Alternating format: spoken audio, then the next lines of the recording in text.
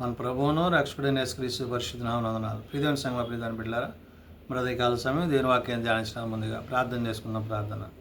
కృపగల తండ్రి, దయగల మహేశ్వరి, నీ బంగారు పాదాలకు లెక్కలేని వందనాలు, స్తుతులు, స్తోత్రములు. గతించిన రాత్రి అంతా నీ రెక్కల చాటును కాచి కాపాడి సంరక్షించిన దేవ, కాల సమయం సజ్జల లెక్కని చేరి ప్రార్థించుండగా వాక్యమైన దేవుడు వాక్యం ద్వారా నాతో మాతో మాట్లాడి మీరే మహిమ ఘనత ప్రభావాలు పొందమని యేసునామమున నడుచున్నాం తండ్రి. ఆమేన్. ప్రియమైన సంఘ ప్రియమైన బిడ్డలారా, ఏర్పాటు దేని వాక్య భాగము లెంటులోని 2వ ఆదివారం కొరకు ఏర్పాటు చేయబడిన పత్రికా వాక్య భాగము యాకోబు రాసిన పత్రిక 5వ అధ్యాయము 13 నుంచి 20 వచనాలు ధ్యానం చేసుకుందాము. లెంటులోని 2వ ఆదివారం కొరకు ఏర్పాటు చేయబడిన పత్రికా వాక్య భాగము యాకోబు రాసిన పత్రిక 5వ అధ్యాయము 13 నుంచి 20 వచనములు ఈ విధంగా రాయబడినవి. మీలో ఎవరికైనాను శ్రమ సంభవించిన అతడు ప్రార్థన చేయవలెను.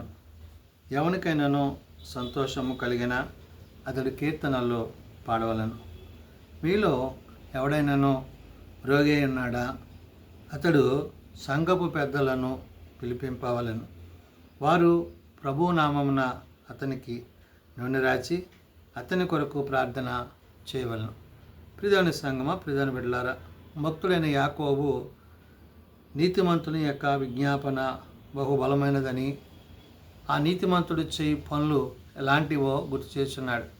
అంటే ప్రభు మనకు అప్పజెప్పిన బాధ్యత పరలోక సంబంధమైన విషయాల చేత, ఆత్మ సంబంధమైన నడిపింపు చేత, ప్రార్థన విషయంలో, స్తుతించే విషయంలో, ఇతర బలహీనతల్లో వారి కొరకు విజ్ఞాపన చేసే విషయంలో మనం ఏ విధంగా దేవునిలో కొనసాగాలో యాకోబు గుర్తు చేస్తున్నాడు.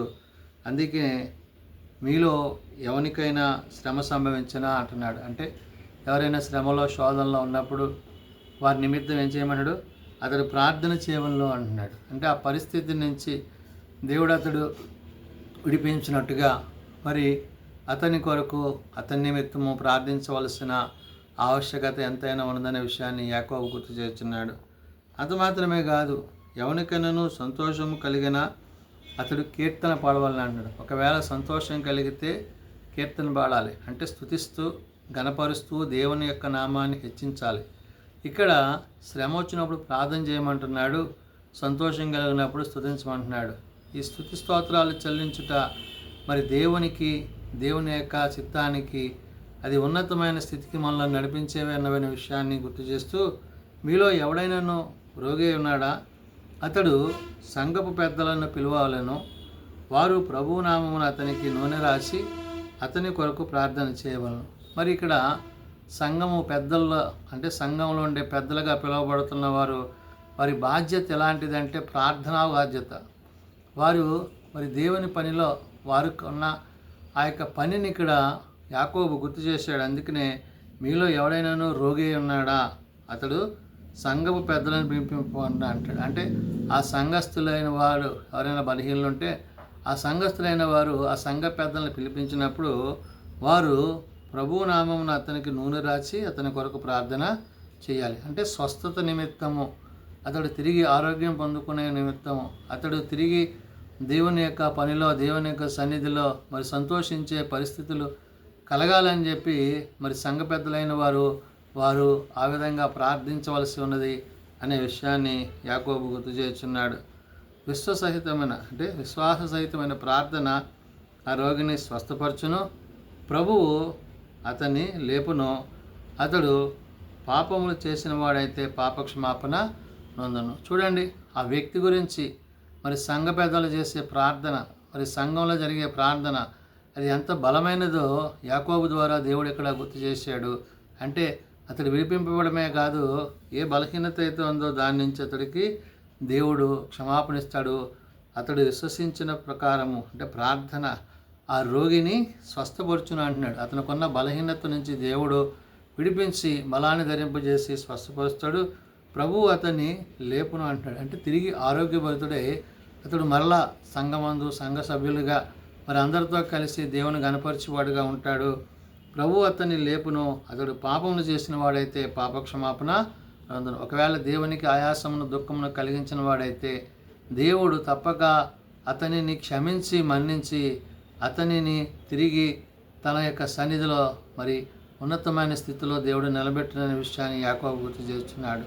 కాబట్టి ఇక్కడ నీతిమంతుని యొక్క విజ్ఞాపన ఎప్పుడైతే బహు బలము గలదై ఉంటుందో ఆ బలమైన ప్రార్థన, ఆ ప్రార్థనా శక్తి, మరి సంతోషం కలిగినప్పుడు దేవుని స్తుతించే విధానము, ఇవన్నీ కూడా ఆధ్యాత్మికంగా మనము దినదినము దేవునిలో బలపడడానికి దేవుడు మనకి తెలియజేసిన మాటలు. కాబట్టి ఇక్కడ యాకోబు ద్వారా దేవుడు సెలవిస్తున్న మాట ఏంటంటే, మీ పాపములు ఒకనితో ఒకడు ఒప్పుకొనడి, మీరు స్వస్థత పొందినట్లు ఒకరి కొరకు ఒకరు ప్రార్థన చేయడి, నీతిమంతుని విజ్ఞాపన మనఃపూర్వకమదై బహు బలమగలదై ఉండును అంటాడు. ఒకరి కొరకు ఒకరు అంటే నినువలేని పొరుగువాని ప్రేమించమని దేవుడు చెప్పినట్టుగా మరి ఆజ్ఞ ప్రకారంగా మనము క్షమాగుణం కలిగి ఉండాలి. ఇతరుల పట్ల క్షమాగుణం కలిగి ఉంటే దేవుడు మన పట్ల తన ఉద్దేశాలను నెరవేరుస్తారు. కాబట్టి ఇక్కడ భక్తుడు యాకోబు అంటున్నాడు, మీ పాపలను ఒకరితో ఒకడు ఒప్పుకొనడి అంటాడు. మీ పాపాలు దాచిపెట్టక వాటిని విడిచిపెట్టాలంటే ఒకరితో ఒకరు వాటిని ఒప్పుకొని మీరు స్వస్థత పొందినట్లు అంటున్నాడు. ఆ ఒప్పుకోవడం ద్వారా మీకు ఏం కలుగుతుంది? స్వస్థత కలుగుతుంది. ఒకరి కొరకు ఒకరు ప్రార్థన చేయండి అంటున్నాడు. ఈ స్వస్థత కలిగిన తర్వాత ఆ ప్రార్థన అనుభూతిని మీరు కొనసాగించాలని చెప్పి యాకోబు గుర్తు చేస్తున్నాడు. నీతిమంతుని విజ్ఞాపన మనఃపూర్వకమైనదై బహు బలముగలదే ఉండును అంటున్నాడు. కాబట్టి నీతిమంతుని యొక్క ప్రార్థన, నీతిమంతుని యొక్క విజ్ఞాపన, చేసే ప్రార్థన ఏదైతే ఉందో అది బహు బలం కలిగిందిగా దేవుడు దాని యందు తన పట్ల కార్యం జరిగించేవాడే ఉన్నాడనే విషయాన్ని యాకోబు గుర్తు చేస్తున్నాడు. అందుకనే అలాంటి ప్రార్థన శక్తిని మీరు పొందుకోవాలి అంటున్నాడు. అందుకని ఇక్కడ ఒక ఉదాహరణ చెప్తాడు. ఏంటి?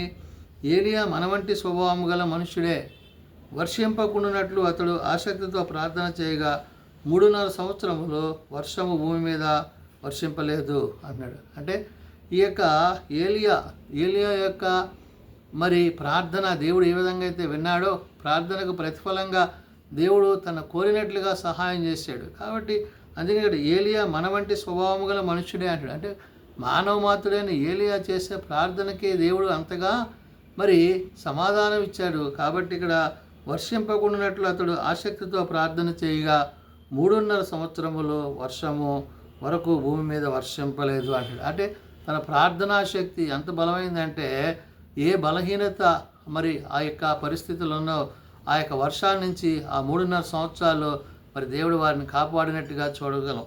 తర్వాత అంటున్నాడు, అతడు మరలా ప్రార్థన చేయగా ఆకాశం వర్షించను, భూమి తన ఫలము ఇచ్చాను అంటున్నాడు. కాబట్టి మరలా ప్రార్థించినప్పుడు తిరిగి మరలా వాతావరణం మరి ఏమైంది?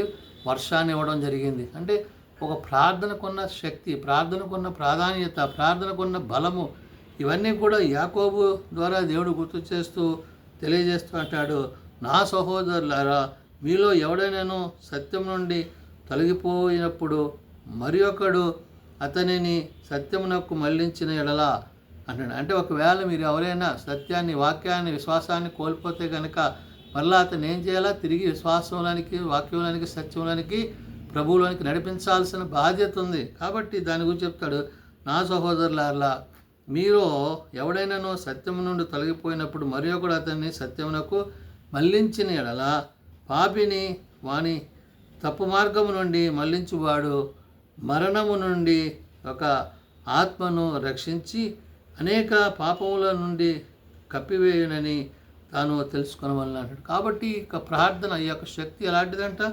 మరణంలో నుండి జీవంలోనికి, పాపములో నుండి మరి పరిశుద్ధతలోనికి మనిషి మార్చబడుతున్నాడంటే కారణం ఏంటంటున్నాడు ఇక్కడ? పాపిని వాని తప్పు మార్గం నుండి మళ్లించువాడు అన్నాడు. ఆ పాప మార్గంలో వాడిని తప్పించి వాడిని ఏం చేయాలా? దేవుని నీతిని అనుసరింపజేసి, వాక్యానుసారంగా జీవింపజేసి, విశ్వాసంలో కొనసాగింపజేసినప్పుడు మరి ఏమవుతో మరణము నుండి యొక్క ఆత్మను రక్షించి అంటాడు. ఈ క్షమాపణ, ఈ యొక్క విడుదల ఎలాంటిదంట? మరణంలోంచి జీవంలోనికి అది మనల్ని నడిపించేది ఉంది. అనేక పాపములను కప్పివేయునని తాను తెలుసుకున్న వాళ్ళని. అనేక పాపాలు అంటే నీ యొక్క రక్షణ నీకు నిత్య జీవాన్ని ఇవ్వడమే కాదు, నీలో ఉన్న పాపాలని, నీలో అంతఃక్రమాలని అవన్నిటినీ తొలగించి నీకు సమాధానాన్ని ఇచ్చేదే ఉన్నదనే విషయాన్ని భక్తుడైన యాకోబు తెలియజేశాడు. కాబట్టి నీతిమంతుని యొక్క విజ్ఞాపన బహు బలము గలదిగాను, అతని బలహీనతలో అతడు ప్రార్థించువాడుగాను, అతడు సంతోషం కలిగినప్పుడు స్తుతించువాడుగాను, దేవుని సన్నిధి అందు అతడు నిత్యము నిలుచువాడై ఉండాలని ఆనాడు యాకోబు తన పత్రిక ద్వారా తెలియజేస్తూ నేడు సార్వత్రిక సంఘంగా అట్టి ప్రార్థనా శక్తి కలిగి ఉండాలని ఈ ఉదయకాల సమయంలో పరిశుద్ధాత్మ దేవుడు తెలియజేస్తున్న మాటలు ప్రార్థన చేసుకుందాం. ప్రేమ నమ్మకం కలిగిన మా తండ్రి, కృప కలిగిన దేవ, నిజమైన ఆయన నీ అందమేమును మా అందు నీ మాటలు నిలిచినట్లు నీ వాక్యమును బట్టి జీవించుటకు నీ సహాయం ఒక దయచేయండి అయ్యా. అలనాడు నీవు నీ భక్తుని ద్వారా సెలవిచ్చినట్లు నిజమైన ఆయన ప్రార్థన ద్వారా నైనా పరిస్థితులు మార్చబడతాయని, అయ్యా బలహీనతల నుంచి విడిపింపబడతామని, ఆరోగ్యం కలిగి ఉంటామని అనేకమైన విషయాలను మీరు తెలియజేశారు. కాబట్టి నాయన నీ అందు నమ్మిక కలిగి, నీ అందు విశ్వాసం కలిగి, నీ కృప యందు కొనసాగుటకు నీ సహాయము, నీ సన్నిధి, నీ తోడ్పాటు దయచేయండి. ప్రత్యేకించి నాయన ఎవరైతే ఇంకా నీ నెరువేకు తెలియక తమ హృదయాలు కఠినపరుచుకున్నారో అటు వారికి మారు మనసు పాపక్షమాపణ దయచేయండి. చిన్నబిడ్డలు, యవనులు, పెద్దలు, వృద్ధులు ప్రతి వారిని వాని తరగతి చొప్పున ఆశీర్వదించి దీవించండి. జన్మదినాలు, వివాహ దినాలు, ఆ కొడుకుల కుటుంబాలు ప్రత్యేకపరచండి. తమ పిల్లలు పోగొట్టుకున్న కుటుంబాలను ఆదరించండి. ఏ ఒక్కరు నశించక అంతటా మారు మనసు కలిగి పాపక్షమాపణ కలిగి నీ రాజ్యంలో చేరగలిగి కృప దయచేయమని ఏ సున్నతలను ప్రార్థించి వచ్చినాం తండ్రి. ఆమేన్. పరలోక బంధన మా తండ్రి, నీ నామం పరిశుద్ధపరచుకోగాక, నీ రాజ్యం వచ్చుగాక, నీ చిత్త పరలోకం నెరవేర్చినట్ల భూమి మీద నెరవేరుగాక. మా అనుదినాలను మాకు దయచేయము. వేళ ప్రార్థన చేసిన వారిని మేము క్షమించిన ప్రకారం మా పాదాలను క్షమించము. శోధనలతో ఏకాదశులను తప్పించము. రాజ్యము, శక్తి, మహిమ నిరంతరం నీవే అన్నావు తండ్రి. ఆమేన్. మన పరమ తండ్రి ప్రేమ, ప్రభువైన యేసుక్రీస్తు కృప,